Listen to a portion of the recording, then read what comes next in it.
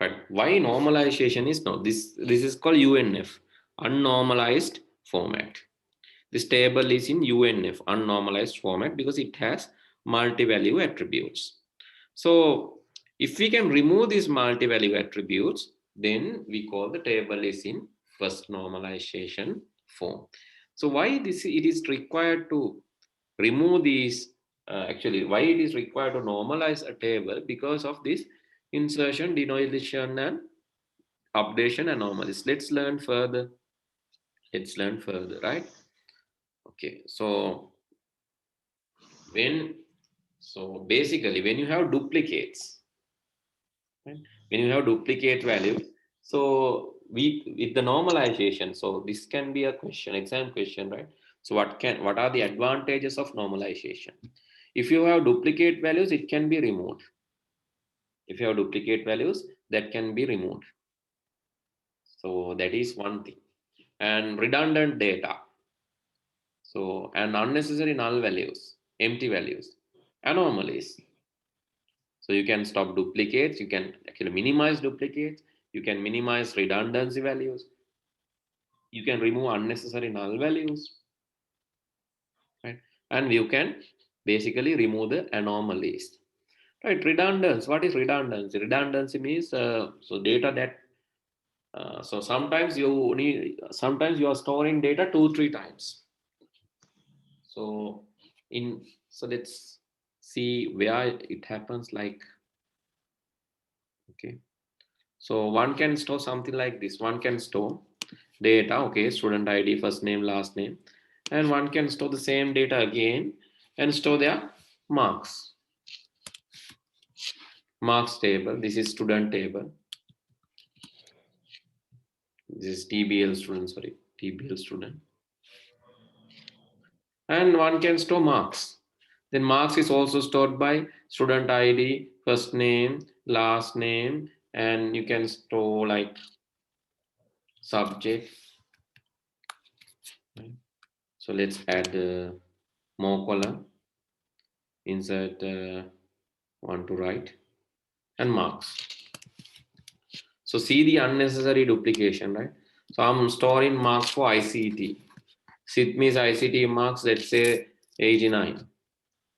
And then Netoli's ICT marks, let's give the same amount, otherwise you will angry with me. Like, so let's give right ICT marks for Situm, again the same marks. Otherwise you will be fighting with each others, right? Anyway, forget it.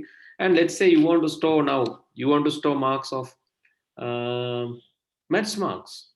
Again, you have to have a duplicate. This is unnecessary duplicate. You have to put student ID, first name, last name, and this time maths, and you put some marks.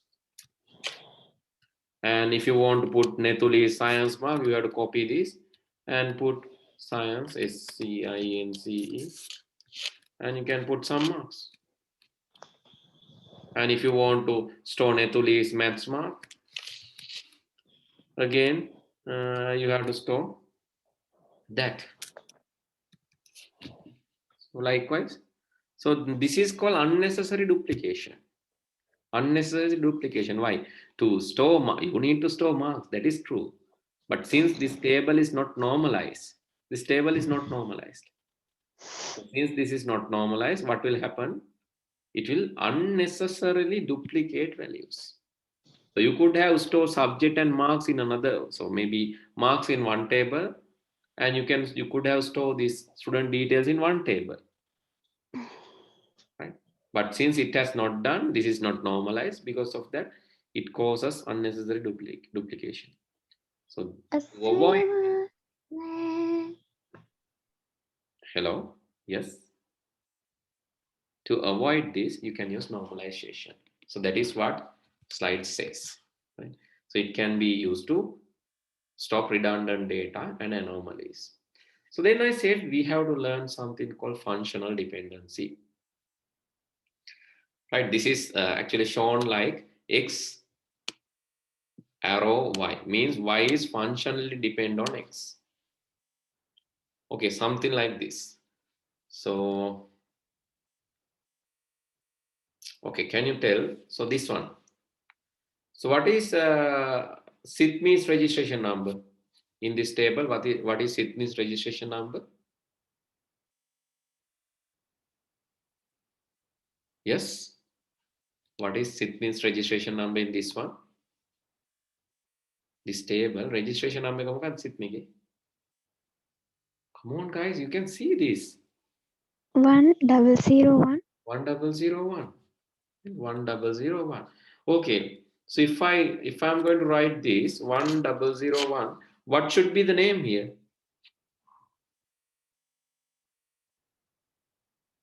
So if it is 1001, what should be the name? Sydney. Sydney. So that is called the functional dependency. That means if you know the number, you can find the name. That is called functional dependency. If it is 1002, it is Netuli. If it is 1003, it is Situm. So that is called functional dependency. If you find something, you can find the next one. Okay, let me tell something like this. Okay, if there's a table like this, right? One and if there's a table something like this, postal code, city, postal code 20,000, city is Kandy, postal code 10,000, let's say city is Gampaha, something like that. This is just an example, right? Postal code 1001, it's Colombo.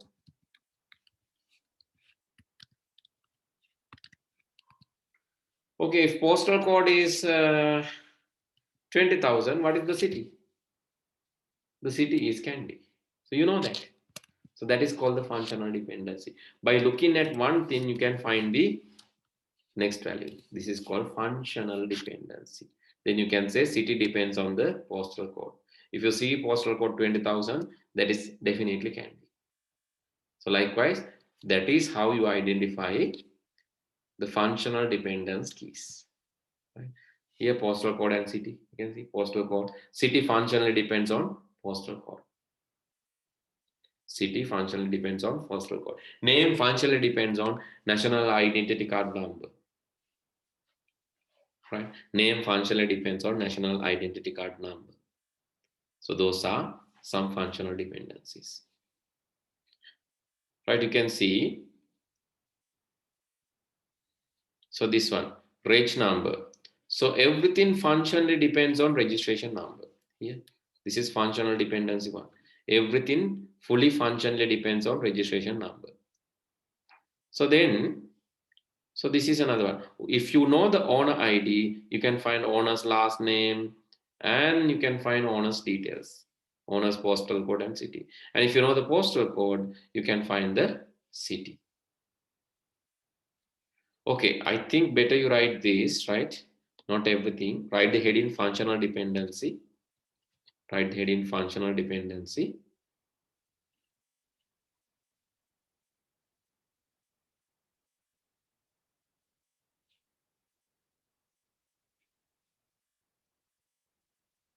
Functional dependency. And please write these 3 lines. Please write these 3 lines. Right, after writing first 3 lines, no need to write the example.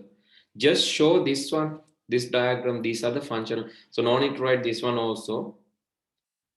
Only this one, the registration number. So all these are depends on registration number. So owner's name, postal code, city depends on owner ID. City depends on postal code. Please show these 3 functional dependencies in a table. So after writing first 3 lines, please show these 3 functional dependencies.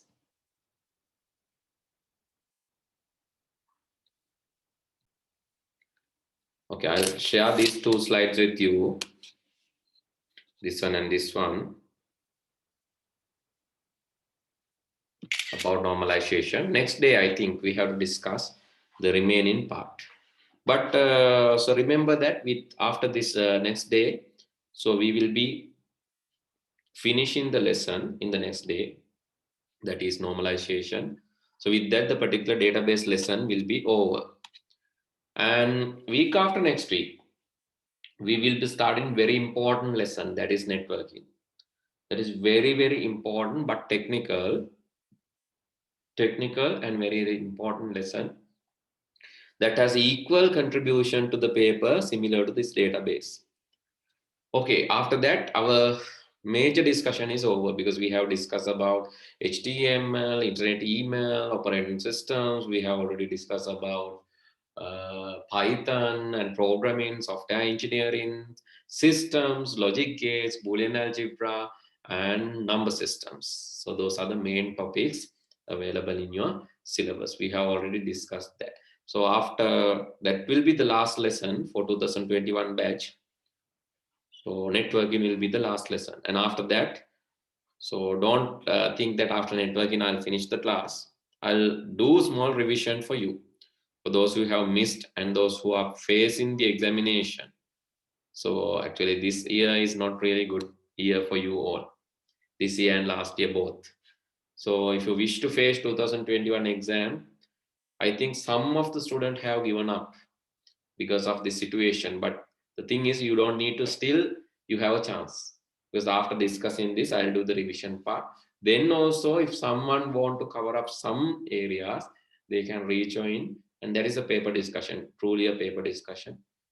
And in the paper discussion, they can cover. So you can see the last year discussion videos, which is there in the YouTube. But this year we'll do some more papers. We'll discuss more papers, and discussion will be started on probably on July. We will be starting July 1st. Okay, then see you all in the next day. Good night. And those who are joining to the 22 class, please join by 8 p.m. Right? Okay. The lesson is Python. Thank you, sir. Okay, welcome. Bye. Thank you, sir. Welcome. Bye.